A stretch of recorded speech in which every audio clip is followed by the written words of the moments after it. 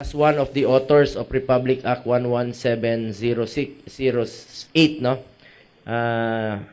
Masaya po ako na naisabatas na po itong Metropolitan Davao Development Authority. I also urge the agency to ensure the successful establishment, no?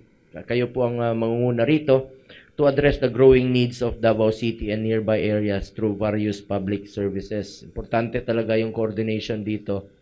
And as Minda, kayo pong nasa lead role dito. As Vice Chair of the Senate Committee on Finance, we have advocated for additional funding for Minda, which would help the agency fulfill its mandate. Along with fellow Mindanaoan Senator Bato de la Rosa, we have pushed for additional funding for digitalization of the agency.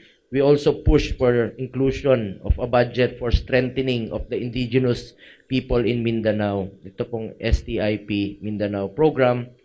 Let us continue to commit ourselves to the cause of Minda and the BIMP Iaga. Kasama po ang Minda, mga lokal na pamahalaan at iba't ibang sektor na nakasentro sa pagpapaunlad at pagpapalakas ng ekonomiya.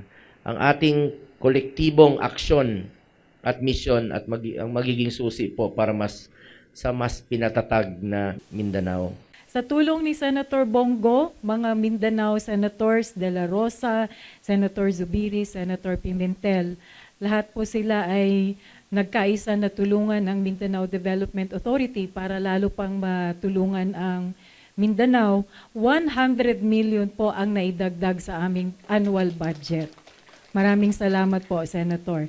At bukod sa 100 million, dahil mahal ni Senator Bongo ang Mindanao at ayaw niyang maiwanan yung mga IP or indigenous peoples ng Mindanao, nagdagdag pa siya ng 20 million para sa STIP o yung tinatawag nating strengthening the indigenous peoples in Mindanao. Hindi niya binanggit, napaka-humble, pero yan po ang katotohanan. Marami pong budget at suporta galing sa Senado, lalo na kay Senator Bongo.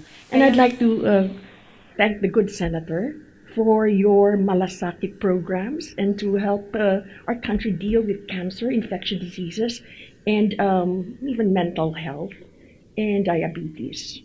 Thank you so much for your efforts. Ako po'y tutulong sa Mindanao sa abot ng aking makakaya. Bilang inyong ex-officio member ay ako po'y bukas ang aking opisina kung ano pang pwede kong maitutulong dito po sa Mindanao and of course sa opisina po ng Minda.